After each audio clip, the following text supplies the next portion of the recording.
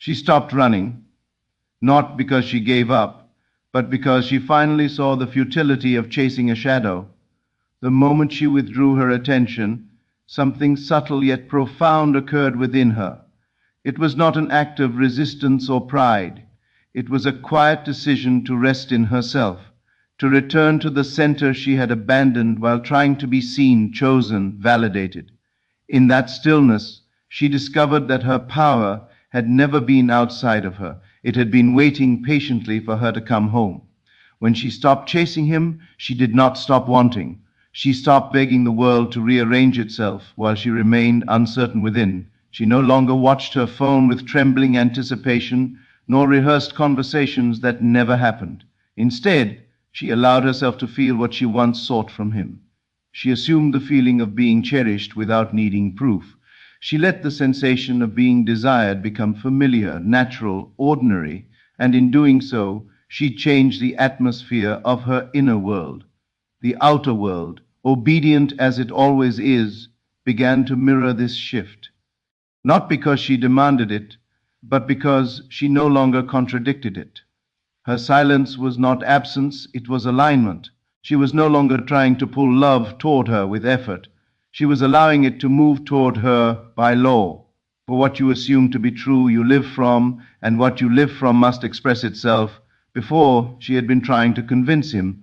Now, she no longer needed convincing. She knew, and knowing replaced effort. The tension dissolved. The neediness evaporated. She stopped asking why he hadn't changed, why things weren't moving, why she felt unseen. Those questions belonged to a state she no longer occupied.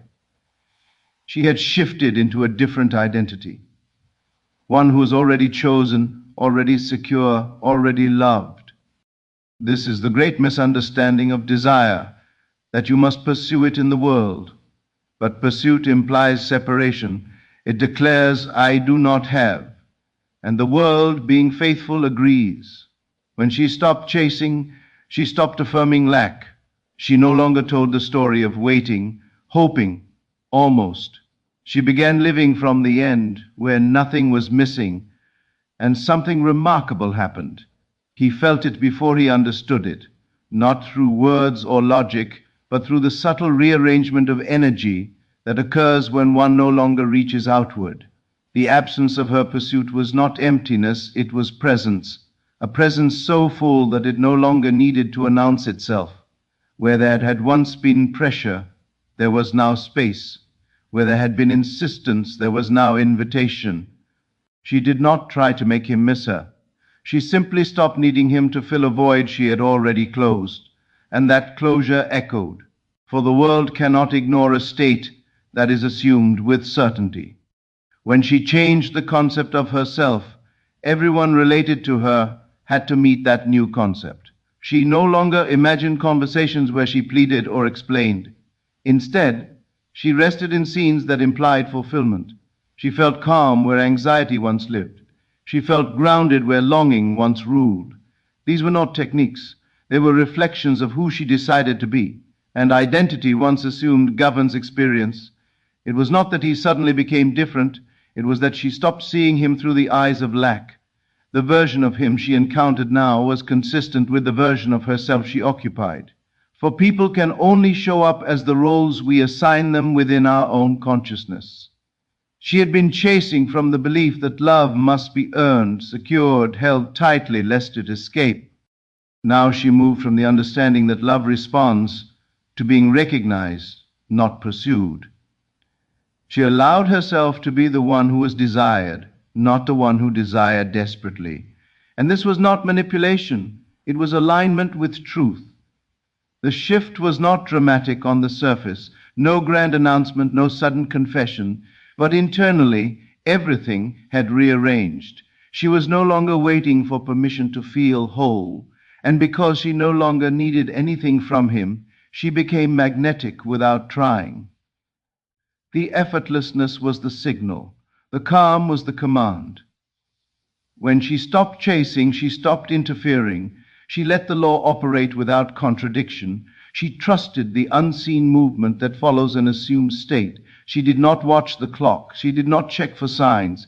She simply lived as though the matter was settled. And in that settledness, reality began to reorganize itself around her new center. Conversations shifted, attention returned, circumstances softened, not because she demanded change, but because she had already changed within. The world had no choice but to comply. She learned that love does not come when you run after it. It comes when you become the one who expects it naturally. When you no longer chase, you stop declaring that it is outside of you. You claim it as an inner fact. And what is assumed as fact must externalize. So she remained still, not passive, but anchored, certain, complete, and from that place, everything continued to move toward her, quietly, inevitably, as all things do when resistance has ended and the assumption is fulfilled. Chasing always begins with an invisible confession. It quietly admits again and again that what is desired is not possessed. Every unanswered message, every anxious glance at the phone, every attempt to provoke a reaction carries the same inner statement, I do not have this yet. And the world, faithful to the state from which one lives, echoes that declaration back without judgment. This is not punishment, it is law. The outer world does not respond to effort, persuasion, or emotional intensity. It responds to assumption. When she was chasing him, she was unknowingly rehearsing absence.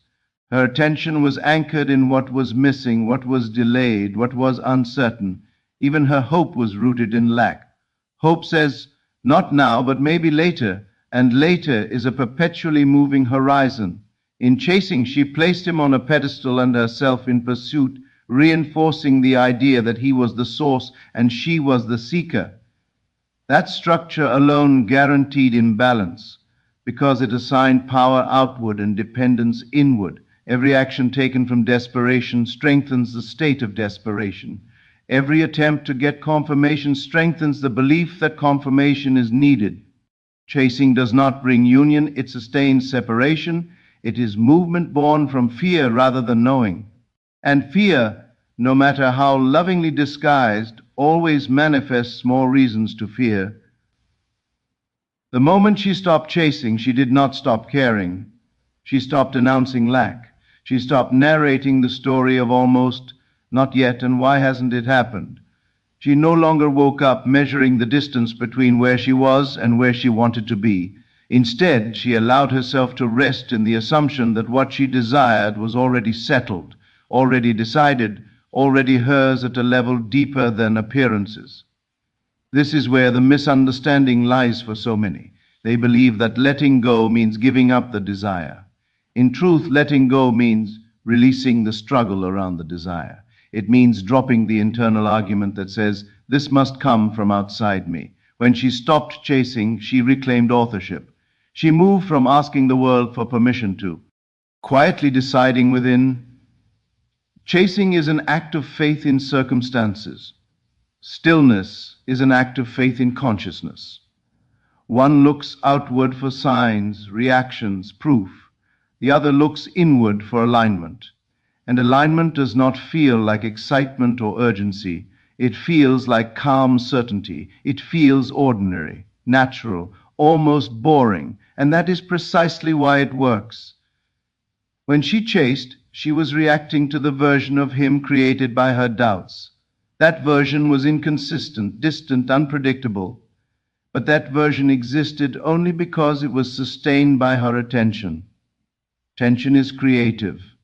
Whatever is watched with emotional intensity grows. When she stopped watching the lack lost its momentum. She also stopped trying to control the how. Chasing is a form of micromanagement. It tries to dictate timing, words, actions, outcomes. It assumes that without constant effort, nothing will move. But reality does not need help, it needs permission. And permission is given when resistance ends. By no longer chasing, she ceased interfering with the natural reorganization that follows an assumed state. She stopped pulling the plant out of the soil to check if it was growing. She trusted the unseen process. because she was no longer negotiating with doubt every moment of the day. There is a profound shift that happens when one realizes that desire does not come to those who pursue it, but to those who expect it. Expectation is quiet. It does not argue. It does not beg. It does not perform. It simply knows. And knowing is magnetic. Chasing also subtly says, I am not enough as I am. It implies that something must be added from outside to complete the self. When she stopped chasing, she stopped outsourcing her worth. She no longer used his attention as a measuring stick for her value. She allowed herself to be whole without waiting for a response. And wholeness is irresistible, not because it tries to be, but because it lacks need. The world responds differently to someone who is no longer asking to be chosen. There is a confidence that cannot be faked when one no longer seeks approval. It is not arrogance, it is groundedness. And groundedness changes how others feel in your presence, even from a distance. When she stopped chasing, she changed the story she was telling herself at night, in the quiet moments, in the imagination. No longer scenes of longing or disappointment, but scenes that implied resolution. She fell asleep no longer as the one waiting, but as the one who knew. And sleep seals assumption. What is felt as true in that state takes root effortlessly. Chasing keeps the desire in the future. Assumption brings it into the present. The present is the only creative moment. The future is merely an echo of what is assumed now. When she lived from the end instead of running toward it, the end had no choice but to meet her. And so the shift was not in him, not at first. The shift was in the meaning she assigned to her stillness. Silence was no longer rejection. It was neutrality. Space was no longer absence. It was rearrangement. Time was no longer delay.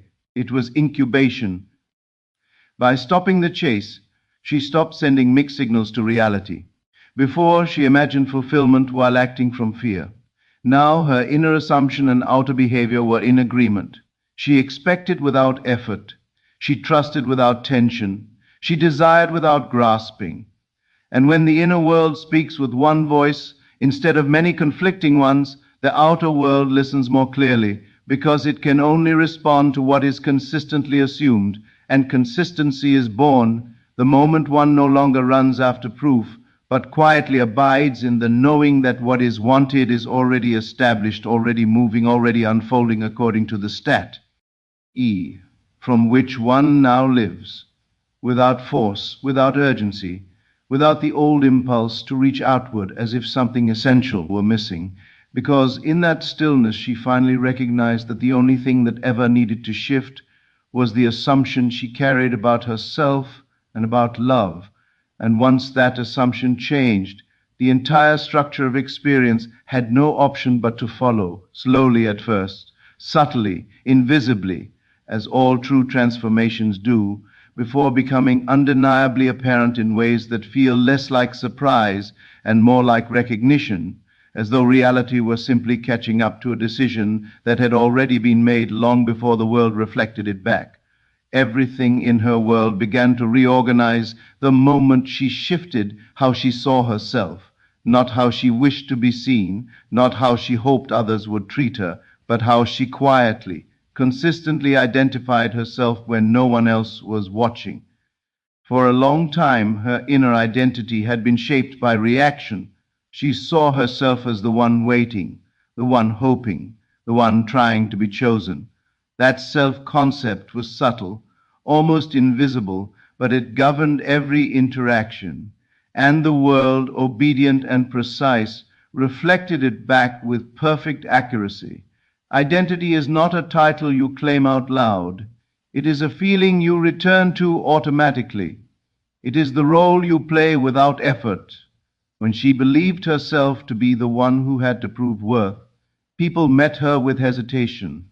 When she assumed herself to be the one who might be left, situations echoed uncertainty, not because anyone was intentionally withholding, but because they could only respond to the version of her that existed within consciousness. When she changed her inner identity, she did not announce it. There was no confrontation, no declaration, no attempt to correct anyone's behavior. She simply stopped seeing herself as someone in need or validation. She stopped identifying as the one trying to secure love. Instead, she quietly occupied the state of someone for whom love was natural, expected, ordinary. This was not imagination as fantasy. It was imagination as identity. The shift did not feel dramatic. In fact, it felt almost anticlimactic. There was no surge of excitement, no emotional high. There was calm, a grounded neutrality, a sense that nothing needed to be fixed. And that was the signal that the change was real. True identity shifts do not require reinforcement. They settle. Before, her reactions were automatic. A delayed message felt personal. Silence felt like rejection. Ambiguity felt threatening. These reactions were not caused by circumstances, they were caused by the identity she lived from. Once that identity changed, the same circumstances lost their emotional charge. The delay no longer meant anything. Silence was just silence. Ambiguity was no longer a problem to solve. This is how inner identity governs outer response. The world does not respond to what you want. It responds to who you believe you are. Desire may initiate the journey, but identity completes it. When she stopped identifying as someone waiting for love and began identifying as someone who was already loved, behavior around her shifted naturally without explanation. People relate to you based on the role you unconsciously assign yourself. If you see yourself as secondary, others will treat you as optional. If you see yourself as chosen, others will sense that certainty without knowing why. It is not communicated through words. It is communicated through presence, through the absence of tension, through the lack of need to impress or secure. She no longer monitored reactions to decide how she felt about herself. She no longer needed reassurance to maintain inner stability. That stability became self-sustaining, and stability is powerful. It removes the emotional hooks that once pulled attention outward. When attention returns inward, the center shifts. And when the center shifts, everything that orbits it must adjust. He did not suddenly change because she wanted him to. He changed because the version of her he encountered was no longer asking anything from him. She was no longer seeking confirmation of her value through his behavior. And without that pressure, a different dynamic emerged. Not forced, not engineered, simply allowed. Identity is the lens through which all perception passes. When she changed the lens, the picture changed. She did not reinterpret events to make herself feel better. She genuinely no longer saw them through fear, and fear cannot survive without attention. She also stopped telling the old story internally, the story of inconsistency, the story of effort, the story of emotional imbalance. Instead, her inner dialogue reflected steadiness, not affirmations repeated anxiously, but quiet inner conversations that assumed ease, scenes that implied mutuality rather than pursuit, moments imagined not to get a reaction, but because they felt natural to someone who already belonged. What she lived from internally became the only version of reality available to express itself. There was no longer a split between what she imagined and how she behaved. Her actions aligned effortlessly with her assumption. She responded instead of reacted. She allowed instead of chased. And this alignment made her inner state dominant. The world is not persuaded by words. It is persuaded by consistency of being. When the inner self remains stable regardless of external movement, the external world eventually reorganizes to match that stability. It has no alternative. It cannot contradict a sustained identity. She learned that trying to change others is unnecessary when you change the role you occupy within yourself. People do not act independently of the meaning you assign them in consciousness. They express the assumptions held about them, filtered through the identity you assume for yourself. When she stopped identifying as the one who could lose, she stopped experiencing loss.